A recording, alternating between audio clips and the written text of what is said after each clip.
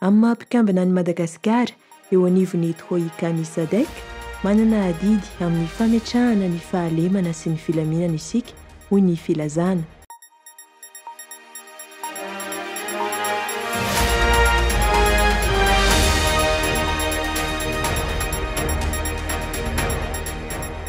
Fa lafim-baovao hafa kosa indray, ny fandefasana mpitsabo malagasy any RD Congo no fanapahan-kevitra noraisin'ny gouvernemanta malagasy amin'ny maha-mpikambana any Madagasikara eo anivon'ny troïka-ny SADC noho ny zava-mitranga any an-toerana eo am-pandaminana ny mahakasika izay ireo tompon'andraikitra voakasika amin'izao fotoana izao raha ny fampitam-baovao ny antsipirian'izay avetrany ary.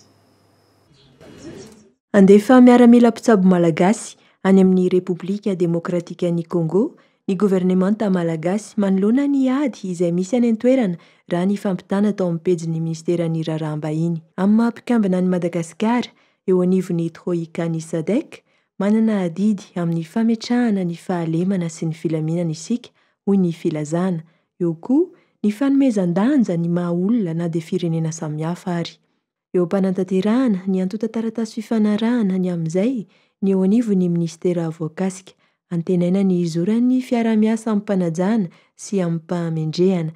Noraisina moa izao fanapahan-kevitra izao taorian'ny fivoriana tsy ara-potoanan'ny SADC izay natrehiny Flora Joel sy ireo delegasiona notariny no tanterahana tany Harare, Zimbabwe ny 1 amin'ny 30 ny volana Janoary lasa teo.